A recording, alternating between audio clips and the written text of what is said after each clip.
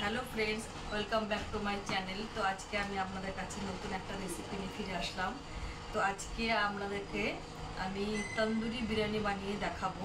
তো প্রথমে আমি চিকেনটাকে এভাবে একটা মশলার মধ্যে ম্যারিনেশন করে রাখবো আধা ঘন্টা। এরপরে পুরো প্রসেসটা আপনারা আমার সঙ্গে পুরো ভিডিওটার সঙ্গে থেকে দেখুন।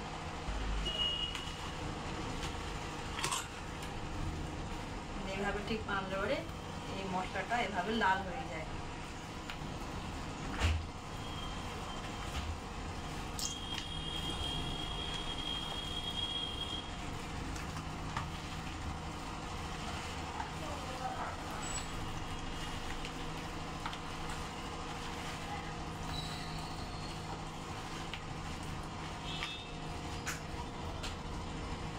ঠিক এভাবে এরকম ওটা লাল কালারের মতো আসবে চিকেনটার পরে।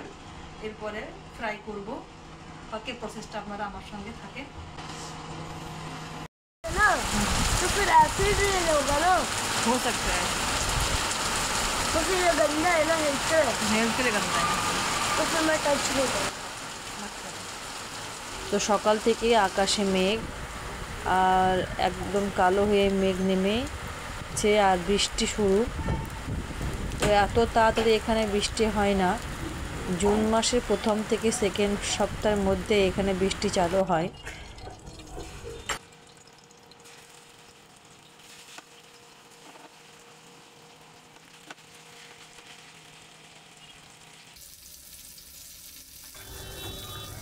তো ঘরে সকালবেলায় উঠে কি নাস্তা করব, এমনিতে বৃষ্টি হচ্ছে। তো ঘরের মধ্যে ছিল অল্প একটুকু ধোসার ব্যাটার, তো ওটা দিয়ে ধোসা বানিয়ে আমরা সকালে একটু নাস্তা করব।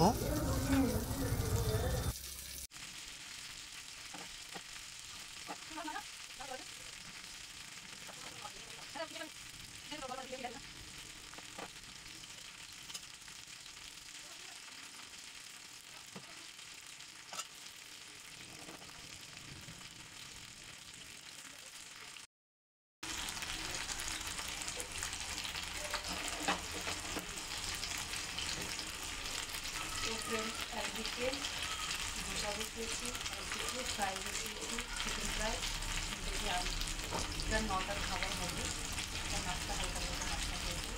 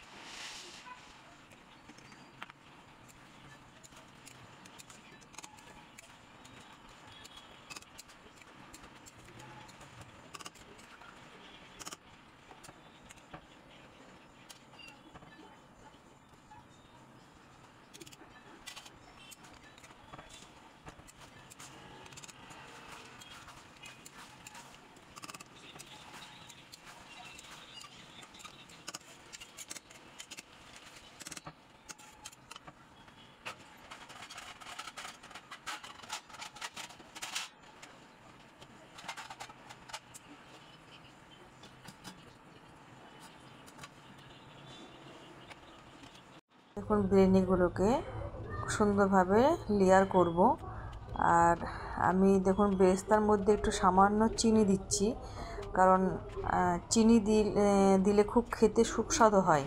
একটু কথায় আছে যে লবণাক্ত জিনিসে যদি বা ঝাল জাতীয় জিনিসে যদি সামান্য চিনি দেওয়া হয় বা মিষ্টি জাতীয় কোনো জিনিস ফেলা হয়, আর মিষ্টি জাতীয় জিনিসের উপর যদি সামান্য একটু লবণ দেওয়া হয় না, তাহলে সমস্ত যে খাবার একটা ক্যারেক্টার থাকে ওটা পুরো চেঞ্জ হয়ে যায়।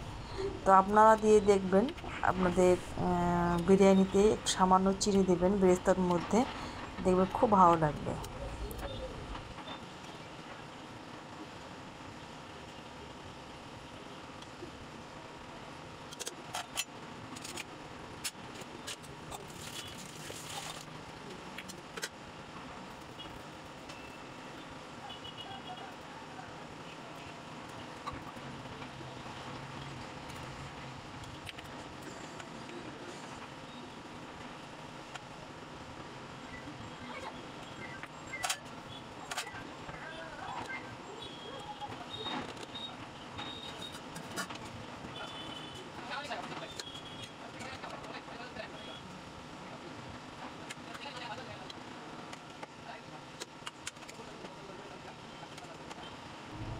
তো এভাবে সমস্ত ভাতগুলোকে আমি লেয়ার করে নেব।